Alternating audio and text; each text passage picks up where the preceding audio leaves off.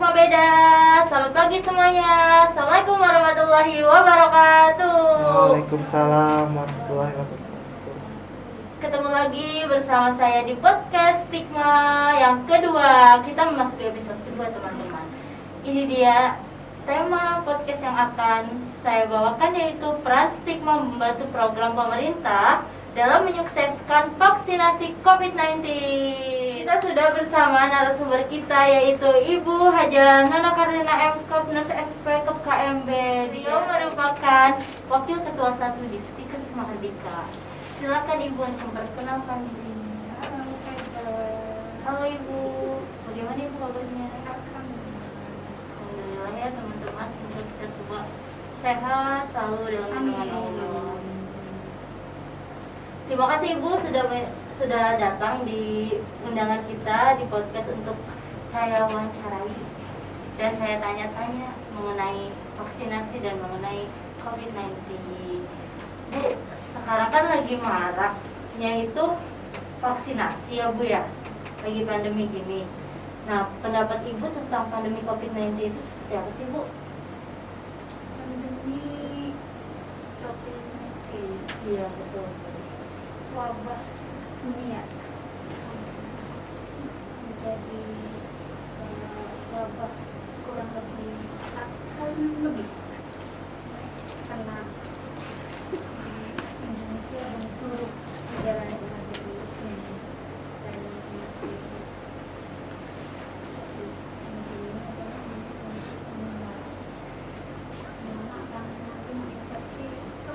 tidak kenal usia, dia akan kena dari mulai anak, usia dewasa, usia produktif, dan lansia. Jadi semua. Itu teman-teman, jadi pandemi COVID-19 ini tidak memandang usia, memandang dia itu siapa, karena wabahnya itu akan mengenai kita tuh tanpa wabahnya tuh kayak nggak mungkin itu anak-anak nggak mau aku ke anak-anak itu, jadi semua itu bisa kena kapanpun dan dimanapun teman-teman. Tentunya kita itu harus punya pelindungan diri untuk pandemi COVID-19 itu tentunya vaksin, ya nggak sih, seperti yang sedang digencarkan oleh pemerintah kan.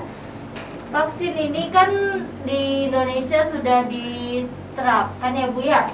Nah, saya ingin minta tanggapan Ibu nih, kalau menurut Ibu tuh vaksin itu seperti apa sih Bu? Vaksin itu sangat penting.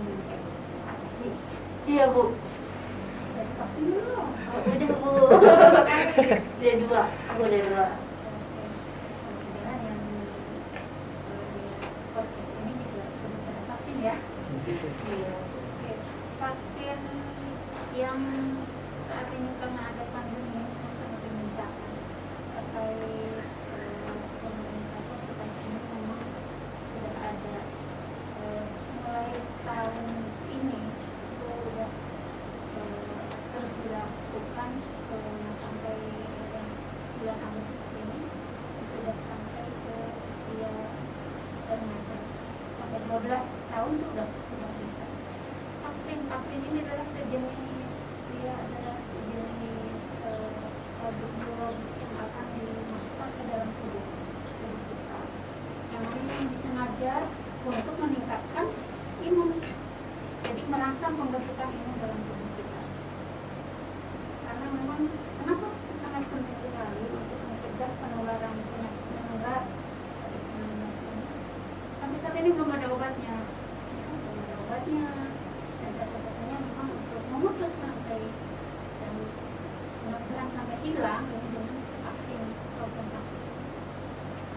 Itu teman-teman, jadi vaksin itu sangat penting loh untuk kita. Jadi buat teman-teman yang belum divaksin, ayo segera divaksin, karena vaksin itu penting. Gak bisa kemana-mana juga lah kalau belum divaksin, karena kita nggak boleh ke mall tentunya teman-teman, tentunya sering shopping ya tentunya kan, karena itu satu persyaratan untuk masuk, dan kita tidak boleh pergi terlalu jauh juga karena syaratnya itu kita punya kartu vaksin ya teman-teman. Oke, ngomongin vaksin nih teman-teman, tentunya kita ingin meminta pandangan dari Ibu Noki terkait perluasan vaksin di daerah Indonesia itu seperti apa sih?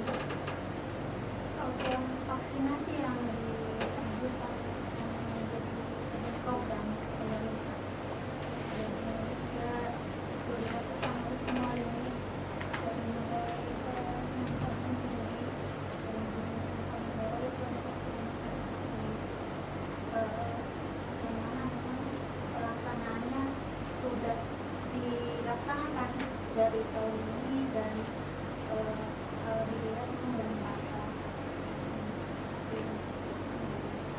Mulai dari faktor kan terkendala dengan stok, distribusi, dan sebagainya. Jadi ada beberapa wilayah yang memang cakupannya itu tinggi, tapi ada juga yang rendah.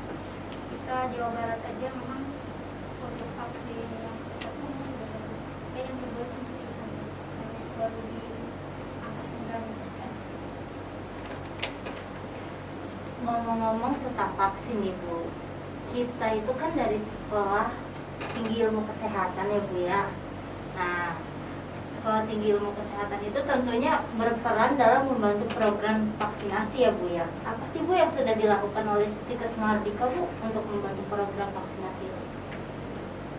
Mahardika ini adalah pendidikan tinggi, kampus ya, kampus pendidikan tinggi. Di dalamnya ada usia-usia produktif yang memang berkecimpung dalam dunia kesehatan. Kampus akan meluluskan, mencetak generasi-generasi muda yang memang di bidang tadi ini sektor kesehatan. Kali ini dengan adanya program pemerintah yang vaksin ini memang sangat mendukung sekali. Bisa dilihat di mungkin di cakupan yang ada di Cirebon, kita bukan kita aktif dimulai dengan memang pada saat pemberian program vaksinasi lansia sampai hari ini dalam kemasan.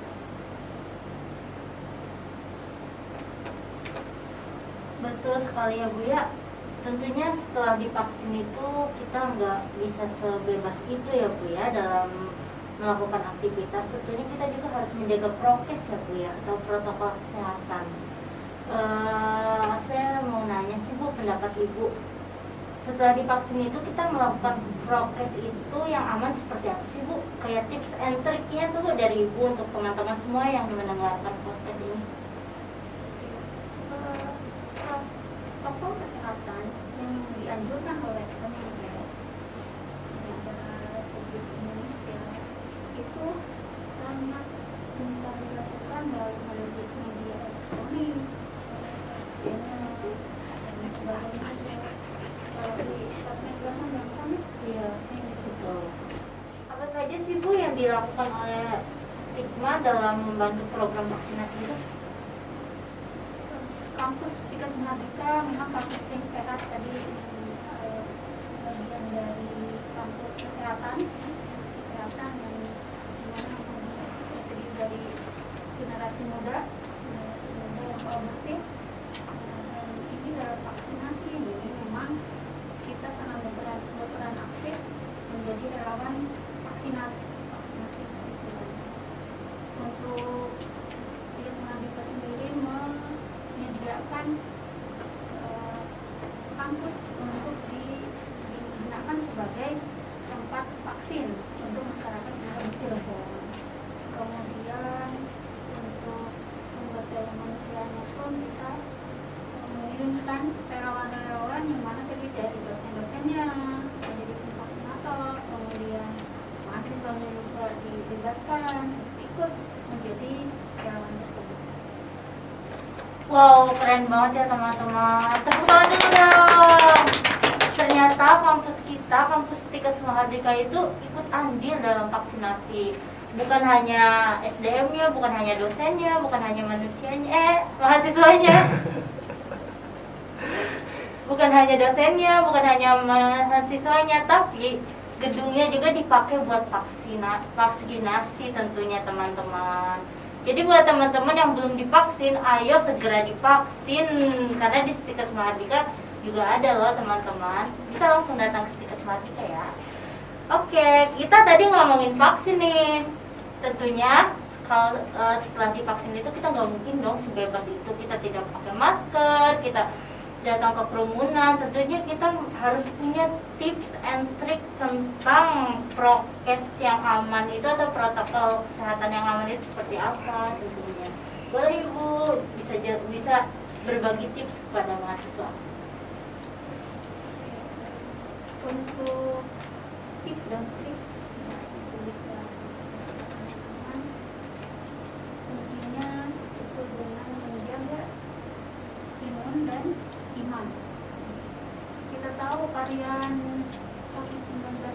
banyak jenis Afrika, Inggris. Nah, yang di kita aja yang sering dengar varian Delta ini kan dari India ya.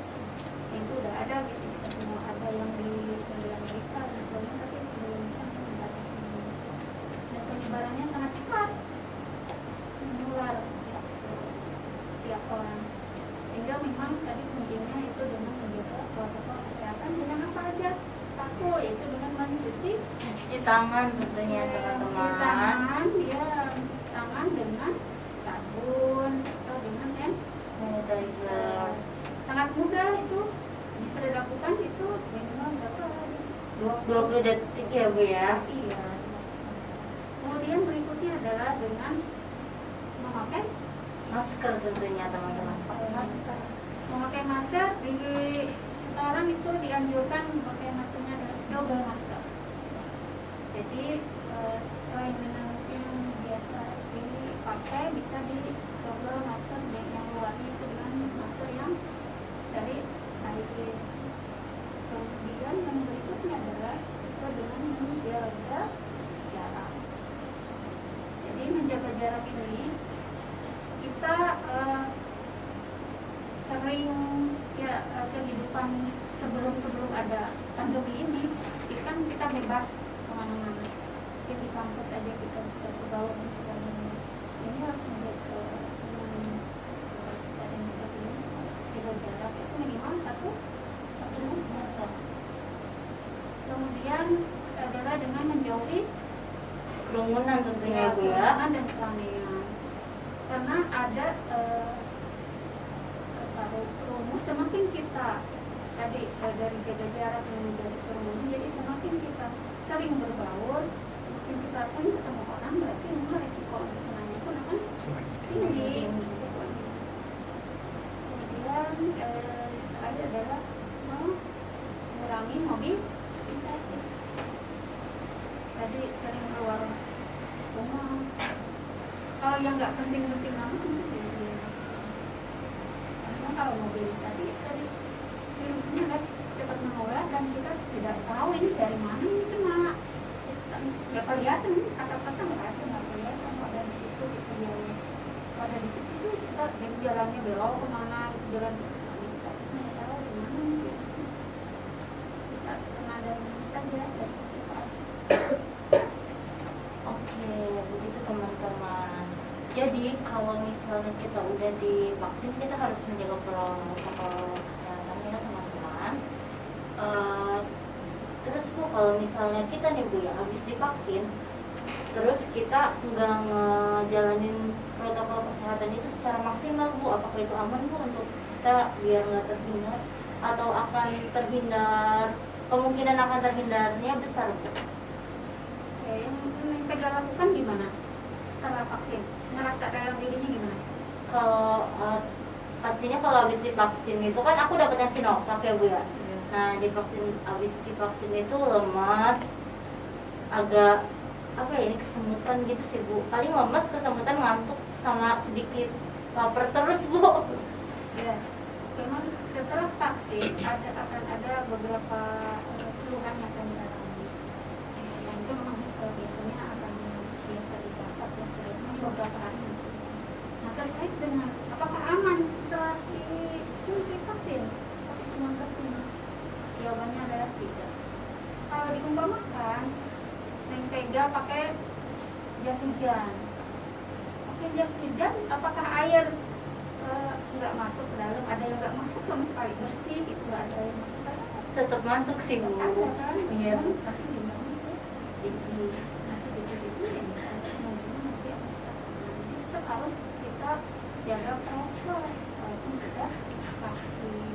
Dan kemudian sudah vaksin 1 bulan 2 bulan kena lagi. Jadi teman-teman kalau misalnya kita habis divaksin, kita harus tetap protokol kesehatan harus ketat ya Bu ya, karena nggak menutup kemungkinan untuk kita terkena virus itu. Nah, tadi kita udah ngomongin tentang vaksinasi dan COVID nih teman-teman. Tentunya kita mempunyai harapan dong ya, kayak impian kedepannya seperti apa. Jadi saya mau bertanya ke Ibu nih Bu ya tentunya. Apa sih Bu harapan Ibu dengan program yang sudah dijalankan Stigma untuk vaksinasi ini? Harapannya adalah vaksinasi yang dilakukan ini sangat bisa mencapai capaian pemerintah.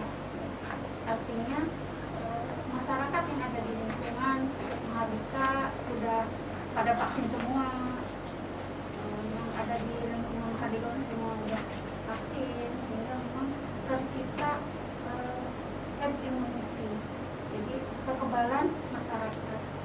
Kemudian peran serta dari mahasiswanya pun sebagai generasi tadi muda yang produktif bisa berperan sebagai agen pembaharu kemudian bisa menerapkan sebagai contoh yang baik pada masyarakat, kemudian bisa sebagai edukator bahwa vaksin itu sangat penting untuk mencegah atau mengurangi penyebaran COVID-19 yang menurunkan angka kematian nantinya. Oke, itu tadi kita sudah mendengarkan ya harapan kedepannya untuk program vaksin di Stigma itu seperti apa dari Bu Noki. Usai sudah Bu podcast kita gak kerasa ya Bu ya kita ngobrol gak kerasa, kita berbincang-bincang. Satu lagi sebelum itu tuh. Apa itu Bu? Saya mau kasih tips. Oke, boleh Bu silakan Bu. Iya, tentang ini nih makanan yang baik yang digunakan saat pandemi ini apa iya, aja. teman-teman. Ya. Jadi Ibu mau ngasih tips nih tentang makanan yang baik dan nutrisi yang baik selama pandemi COVID-19. Ya. Selain yang tadi menjaga imun, memang makanan yang bagus yang bisa dikonsumsi yang bagus untuk kita makan saat jadi pandemi ini adalah satu makanan yang bergizi. Makanan yang bergizi bukan yang mahal ya, saya nyariin bukan makanan yang mahal, tapi makanan yang bergizi. Yang bergizi itu adalah kandungannya dari 5 seimbang. Ya. Mantap sempurna ya Bu ya. Jangan makan seblak terus, gorengan, Hobi. mie instan, itu kan kandungannya. Jadi karena untuk meningkatkan imun ini adalah kandungannya dari mulai vitamin masuk nabati hewani ini. Jadi bukan sekarang saya hewani berarti harus makan daging. Ini juga kan ada yang nabati ini. Kemudian yang berikutnya adalah bisa ditambah dengan penambahan dari suplemen yang dari tubuh yang baik itu ada beberapa vitamin juga yang juga kita konsumsi dari makanan atau mungkin dari yang sudah kita ini langsung. Berarti tidak hanya konsumsi makanannya Bu ya, kita juga harus siap siaga dalam vitaminnya Bu ya. Istilah teman-teman kan mungkin kayak udahlah makanannya udah ini nggak usah minum vitamin lagi, itu nggak baik ya Bu. Untuk program optimal kita harus ada vitamin juga ya Bu ya. Iya. Vitamin C gitu. Dan jangan lupa jangan sampai stres, jangan sampai stres karena stres itu akan meningkatkan kortisol. Kortisol itu nantinya akan merusak imun sendiri, akan menurunkan imun. Jadi sebenarnya kita stres, imun kita akan turun. Nanti virus rumah masuk. Berikutnya adalah harus rutin olahraga. Iya, olahraga nih suka olahraga. Iya, kalau perubahan harus olahraga dong. Iya, ada pandemi sekolah Iya, daring ya Bu ya. jadi ini tetap aja harus olahraga. Kemudian pola hidup yang sehat. Tadi jangan makan yang campur Pedas. apalagi yang narkoba, alkohol dan sebagainya, merokok dan sebagainya. Kalau itu semua dilakukan itu akan sebenarnya kan baik. Oke. Baik teman-teman, kita udah mendengarkan tips and trick yang diberikan oleh Ibu Noki. Tentunya keren banget gak sih tips and triknya. Kita dikasih ilmu, dikasih pengetahuan lebih, juga dikasih rahasianya untuk tetap fit dan tetap sehat di pandemi COVID-19 ini. Baik Ibu, sudah selesai Bu podcast kita kali ini. Wah, nggak kerasa banget ya Bu ya. Iya. Baru tadi kita berbicara ternyata sudah selesai. Ibu terima kasih Ibu sudah datang di podcast Mahardika ini. Tentunya kepada teman-teman yang sudah mendengarkan, terima kasih yang sudah mendengarkan dan jangan lupa dengarkan lagi podcast kita selanjutnya ya teman-teman. See you, goodbye.